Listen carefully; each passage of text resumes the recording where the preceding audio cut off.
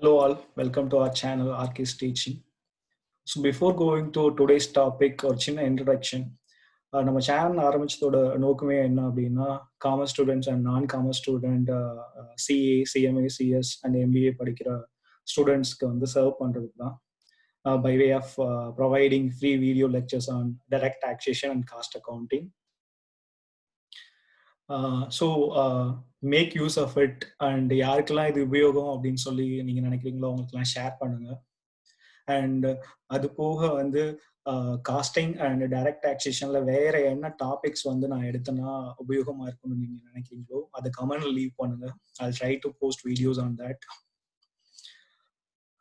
So I will move to today's topic.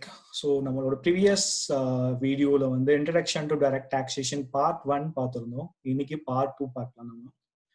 And under Income Tax Act 1961ல சொல்லப்பட்டிருக்கிற provisions வந்து கிளியரா புரிஞ்சுக்கிறதுக்கு முன்னாடி நம்ம இந்த இன்கம் டேக்ஸ் ஆக்ட்ல சொல்லப்பட்டிருக்கிற definitions, meaning and key terms புரிஞ்சுக்க வேண்டிய அவசியம் இருக்கு. அதுதான் இன்னைக்கு நம்ம பார்க்க போறோம். Important terms and definitions.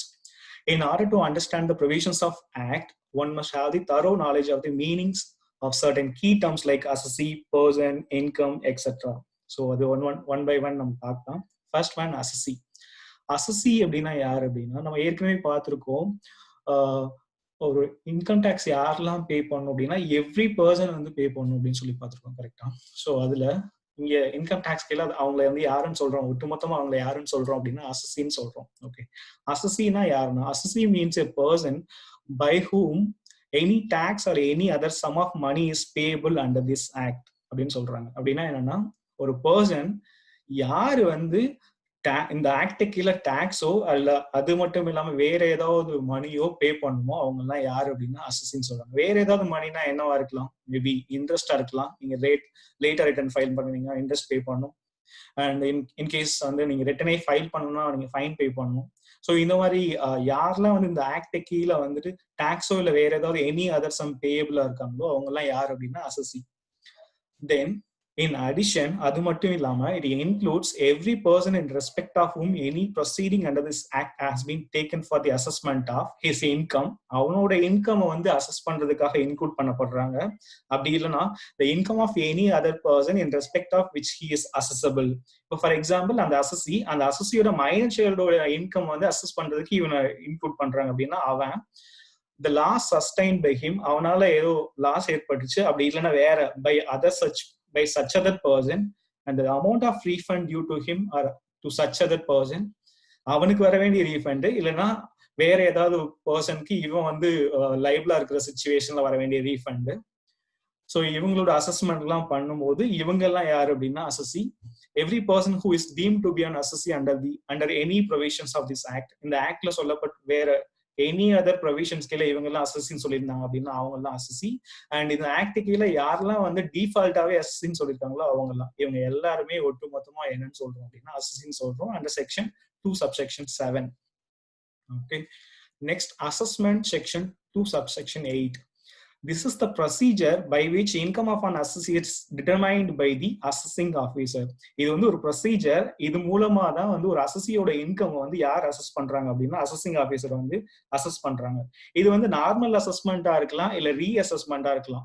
Already வந்து ப்ரீவியஸா அசஸ் பண்ணியாச்சு, அதை மறுபடியும் ரீசெக் பண்ணணும் அப்படின்னு சொல்லிட்டு அசஸ் பண்ணலாம். இல்ல புதுசா இப்பதான் அசஸ் பண்றது மாதிரி இருந்துச்சுன்னா அப்படியும் அசஸ் பண்ணலாம். ஸோ இதுதான் என்னன்னு சொல்றோம் assessment under section 2 subsection 8. Then person section 2 subsection 31. So இப்போ அசஸி நம்ம பார்த்துட்டோம். அசஸினா அப்படின்னா அது வந்து ஜென்ரல் டேர்ம் மாதிரி இருக்கு. ஸோ அசஸிக்குள்ள எப்படி வருவாங்கன்னா definition of assessee leads us to definition of person as the former is closely connected with the later. அப்படின்னா என்னன்னா அசஸி அப்படிங்கறத வந்து நம்ம வந்து இன்னும் இன்டர்பிரட் பண்ணி புரிஞ்சுக்க வேண்டியிருக்கு. அந்த அசஸிக்குள்ள யார் வர்றாங்க அப்படின்னா அது யாரு எந்த விஷயம் புரிஞ்சுக்கிட்டா அசஸிங்கிறதும் இன்னும் தெளிவா புரியும் அப்படின்னா பர்சன்னா யாரு அப்படின்னு புரிஞ்சுக்கணும். The term person is important from another point of view also, is the charge of income tax is on every person. So income tax வந்து எல்லாருமே பண்ணணும், எவ்ரி பர்சன் பே பண்ணணும். ஸோ அதனால பர்சன்னா இன்னும் கிளியரா தெரிஞ்சுக்க வேண்டிய அவசியம் இருக்கு. So person includes, this definition is inclusive definition. இந்த பர்சன் அப்படிங்கிற மீனிங்குள்ள யாரெல்லாம் வருவாங்க அப்படின்னு பார்த்தோம்னா individual, HUF, firm, company, AOP, BOI, local authority, artificial juridical person, that is AJP, இவங்க எல்லாருமே called as person. So individualனா உங்களுக்கு தெரியும் natural person. And HCF Hindu undivided family. So under Hindu undivided family நம்மலாம் படிச்சிருக்கோம். என்னன்னா Hindu undivided family கர்த்தான்னு ஒருத்தர் இருப்பாரு and சில மெம்பர்ஸ்லாம் இருப்பாங்க. அந்த மெம்பர்ஸ் வந்து நம்ம என்னன்னு சொல்லுவோம் அப்படின்னா co-partnersன்னு சொல்லுவோம். co-partners வந்து they are eligible for partition அப்படிலாம் நம்ம படிச்சிருக்கோம். நம்ம ஸோ co-partners வந்து பார்ட்டிஷன். இப்போ 2005க்கு அப்புறம் ஃபீமேல் மெம்பர்ஸ் கூடவே யாரு அப்படின்னா co-partners தான். அதுக்கு முன்னாடி வந்து ஃபீமேல் மெம்பர்ஸ் வந்து co-partners கிடையாது. இப்போ 2005க்கு அப்புறம் female members also co-partners. They are also eligible for partition for while dividing the asset of the HCF. And firm na partnership firm, it includes limited liability partnership firm also. And company again it is classified into two. One is domestic company and another one is foreign company. Then AOB BOI, association of persons and body of individuals. Then local authority is nothing but municipality, district board, cantonment board, ivangala local authority. Then artificial juridical person AJP, ivangala yarna like idol, deity, universities, bar councils, ivangala yar அப்படின்னா artificial juridical persons. So இவங்க எல்லாருமே வந்து என்ன டெஃபினேஷனுக்குள்ள வருவாங்க அப்படின்னா person அப்படிங்கிற டெஃபினேஷன்ஸ்குள்ள வருவாங்க. இங்க difference between AOP and BOI next நம்ம தெளிவா புரிஞ்சுக்கலாம். In case of BOI only individual can be the members. பிஓஐல யாரு மட்டும் தான் மெம்பர்ஸா இருக்க முடியும் அப்படின்னா இண்டிவிஜுவல்ஸ் மட்டும் தான் மெம்பரா இருக்க முடியும். தட் இஸ் நேச்சுரல் பர்சன்ஸ் மட்டும் தான் மெம்பரா இருக்க முடியும். Whereas in case of AOP, any person can be its member. That is, entities like company, firm, etc. can be the member of AOI, but not BOI. So AOP la பார்த்தாச்சுன்னா not only individual அல்லாதவங்க கூட மெம்பரா இருக்க முடியும். Like company, firm, இவங்க கூட வந்து என்னவா இருக்க முடியும்னா மெம்பரா இருக்க முடியும். இதை வந்து ஈஸியா புரிஞ்சுக்கிறதா ஒரு எக்ஸாம்பிள் வந்து இன்க்ளூட் பண்ணிருக்கேன். So you can easily go through it. So first case Howrah Municipal Corporation. இது வந்து யார் அப்படின்னா இவங்களோட status local authority. I mean what type of person they are. Howrah Municipal Corporation, local authority. Then Corporation Bank Limited, company. Mr. Amitabh Bachchan, individual. Amitabh Bachchan Corporation Limited, company. A joint family of Sri Ram and their son Love and Kush, HCF. Calcutta University, artificial juridical person. X and Y, who are legal heirs of Z, their body of individuals. Sole proprietorship business, individual. Partnership business, firm. So இவங்க இந்த டேர்ம்லாம் வந்துட்டு நான் உங்களுக்கு ஈஸியா இந்த status வந்து புரிஞ்சுக்கணும் அப்படிங்கிறதுக்காக கொடுத்துருக்கேன். ஸோ இது மூலமா ஈஸியா புரிஞ்சுக்கணும்னு நினைக்கிறேன். Then income definition, income section 2 subsection 31.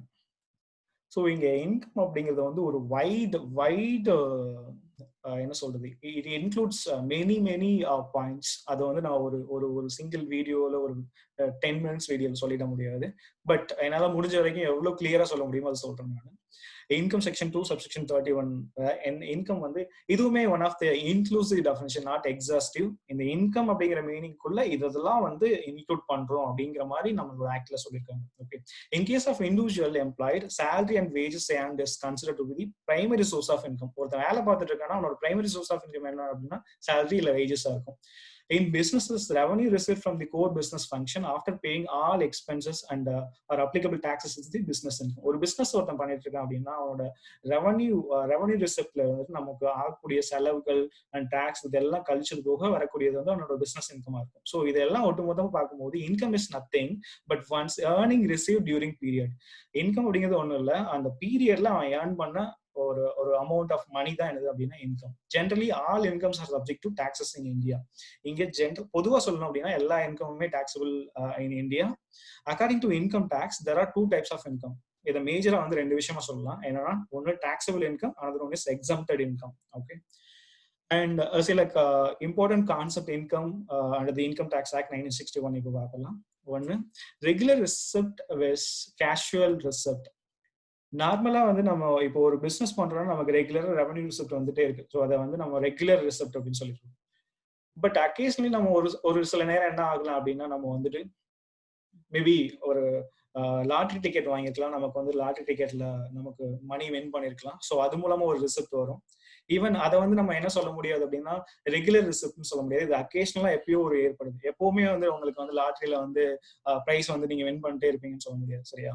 So regular receipt, casual receipt. Income in general means a periodic monetary return which accrues or it is expected to accrue regularly from definite sources.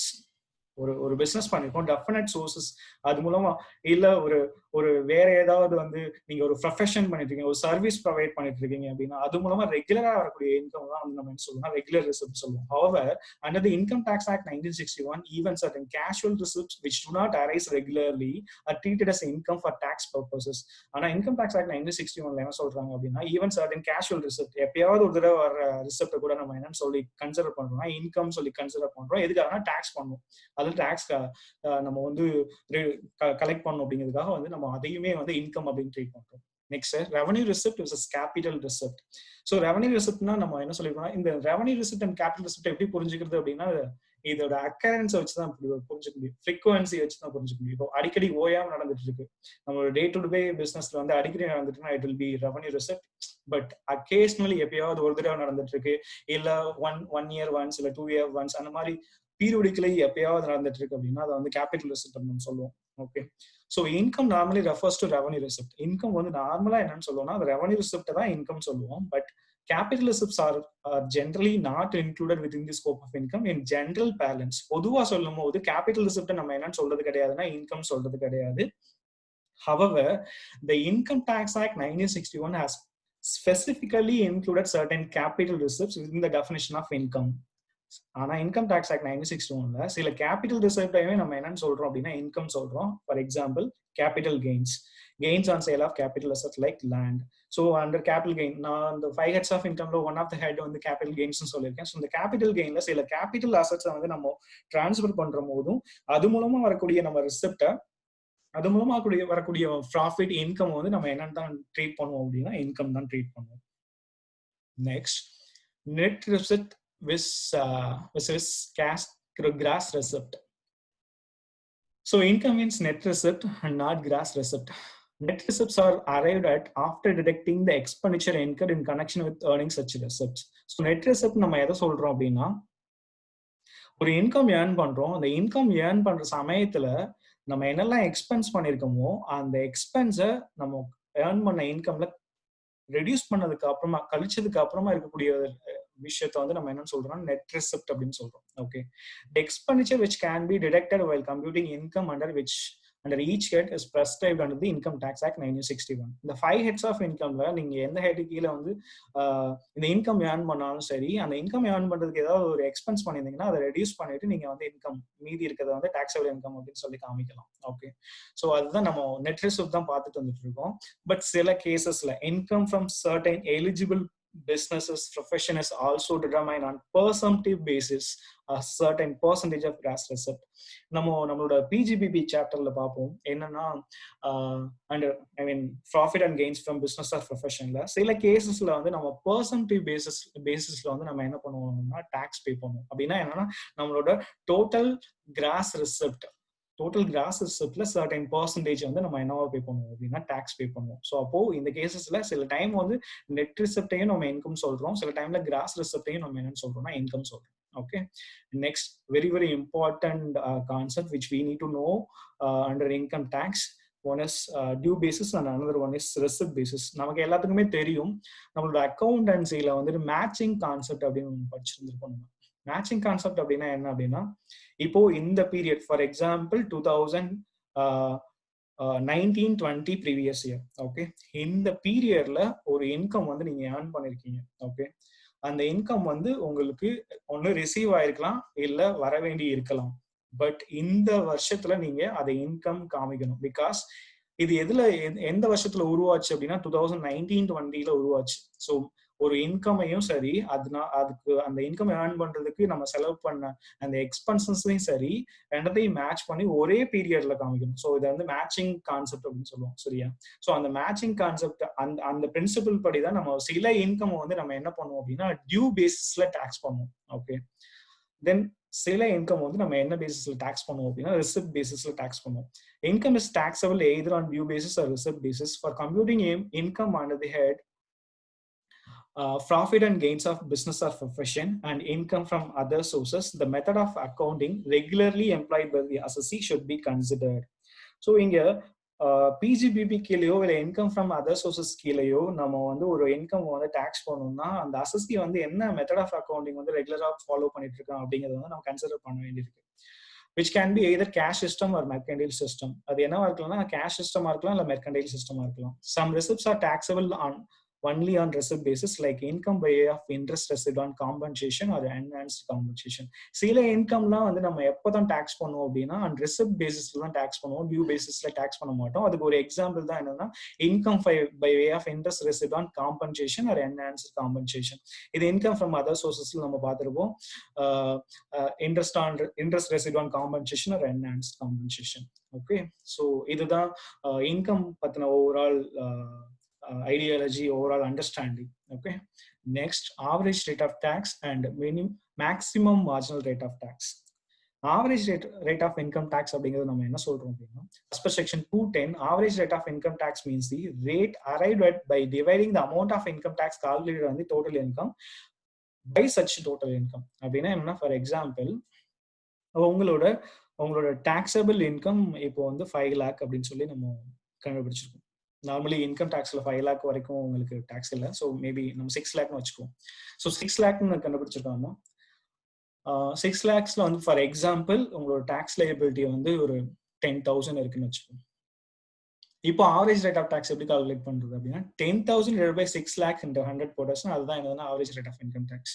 So normally TDS rate for salary வந்து நமக்கு வந்து specific பர்சன்டேஜ்லாம் கிடையாது. அந்த டைம்ல நம்ம எதை தான் use பண்ணுவோம் அப்படின்னா average rate of income tax தான் யூஸ் பண்ணுவோம். ஓகே, டிடிஎஸ் அப்படிதான் கழிச்சுப்பாங்க நம்மளோட employers. Then maximum marginal rate. Section 229C defines maximum marginal rate to mean the rate of income tax, including such surcharge on the income tax, if any, applicable in relation to the highest slab of income. இதுதான் ரொம்ப முக்கியம். Highest slab of income in case of an individual, AOP or BOI, as the case may be, as specified in the Finance Act of the relevant year. அப்படின்னா என்னன்னா maximum marginal rate அப்படின்னா என்னன்னா ஒரு இண்டிவிஜுவலுக்கோ ஏஓபிக்கோ இல்லை பிஓஐக்கோ அவங்களுக்கு சொல்லப்பட்டிருக்கிற ஸ்லாப் ரேட்ல இருக்கிறதுலே ஹையஸ்ட் ஸ்லாப் ரேட் என்னவோ அந்த ஸ்லாப் ரேட்டு அது கூட சர்சார்ஜ் ஏதாவது இருந்துச்சு அப்ளிகபிள் அப்படின்னா surcharge and health and education chess இருந்துச்சுன்னா வந்து இது எல்லாத்தையுமே இன்க்ளூட் பண்ண ஒரு டாக்ஸ் ரேட் தான் என்னது அப்படின்னா maximum marginal rate. Maximum marginal rate of tax. Okay, next assessment year. Assessment year section 2 subsection 9. The term has been defined under section 2 subsection 9. This means a period of 12 months commencing on 1st April every year. Okay, so இதுனா ஒரு அந்த assessment year அப்படிங்கிறது ஒரு period, அதுல 12 months வந்து இருக்கும். அது எப்போ வந்து ஆரம்பிக்கும் அப்படின்னா 1st April of every year ஆரம்பிக்கும். The year in which income is earned is the previous year. அந்த எந்த வருஷத்துல இன்கம் ஏர்ன் பண்ணுமோ அதை இன்கம் டாக்ஸ்ல நம்ம என்னன்னு சொல்றோம் அப்படின்னா ப்ரீவியஸ் இயர்னு சொல்றோம். And such income is taxable in the immediately following year, which is the assessment year. Previous இயர்ல ஏர்ன் பண்ண இன்கம் நெக்ஸ்ட் இயர்ல இமீடியட்டா நம்ம வந்து அசஸ் பண்ணி அதுக்கு டாக்ஸ் பே பண்றோம். அந்த இயரை தான் நம்ம என்னன்னு சொல்றோம் அப்படின்னா அசஸ்மெண்ட் இயர்னு சொல்றோம். Income earned in the previous year 2019-20 is taxable in the assessment year 2021. So நம்ம ப்ரீவியஸ் இயர் 2019-20ல இன்கம் ஏர்ன் பண்ணதுக்கு நம்ம அசஸ்மெண்ட் இயர் 2021ல தான் இன்கம் டேக்ஸ் வந்து நம்ம பே பண்ணுவோம், அசஸ் பண்ணி டாக்ஸ் பே பண்ணுவோம். ஸோ அப்போ இது மூலமா உங்களுக்கு என்ன புரிஞ்சிருக்கும் அப்படின்னா இப்போ நம்மளோட ப்ரீவியஸ் இயர் என்னது அப்படின்னா 2019-20 அண்ட் அசஸ்மெண்ட் இயர் என்னது அப்படின்னா 2021. Assessment year always starts from 1st April and it's always a period of 12 months. So நம்மளோட இன்கம் டேக்ஸ் பர்பஸ்க்கு அசஸ்மெண்ட் இயர் எப்பவுமே எப்படி தான் ஸ்டார்ட் ஆகும்னா 1st April ஸ்டார்ட் ஆகும் and it will end and it will have 12 months in a year. Okay, then previous year. The last one is previous year section 3. Term has been defined under section 3. It means the financial year immediately preceding the assessment year. As mentioned earlier, the income earned during the previous year is taxable in the assessment year. So previous year அப்படிங்கிறது என்ன அப்படின்னா assessment இயருக்கு இமீடியட்டா ப்ரொசீடிங்ல என்ன இருக்கோ ஒரு year இருக்கோ அதுதான் என்னதுன்னா ப்ரீவியஸ் இயர். அந்த ப்ரீவியஸ் இயர்ல ஏர்ன் பண்ண இன்கம் தான் நம்ம என்ன பண்ணுவோம்னா அசஸ் பண்ணி அசஸ்மெண்ட் இயர்ல வந்து டாக்ஸ் பே பண்ணுவோம். Okay, So these are the very, very important definitions, meanings, key terms which we need to understand before going to, going to read the provisions of the other provisions of the Income Tax Act. So இதோட introduction to direct taxation வந்து complete ஆயிடுச்சு. So இதுக்கப்புறம் next video என்னவா இருக்கலாம் அப்படின்னா rate of income tax இருக்கலாம். So அதில் வந்து நம்ம வேரியஸ் பர்சன்ஸ்க்கு வந்து என்ன applicable rate of income tax அப்படின்னு சொல்லி நம்ம பார்ப்போம். அண்ட் தேங்க்ஸ் ஃபார் வாட்சிங். இது யாருக்கெல்லாம் உபயோகமா இருக்கோ அவங்களுக்குலாம் ஷேர் பண்ணுங்க. அண்ட் உங்களுக்கு பிடிச்சிருந்துச்சுன்னா லைக் பண்ணுங்க அண்ட் கமெண்ட் பண்ணுங்க. So it will motivate me to create more contents, more useful contents to for your study and your examination. And thanks for watching. Bye. See you.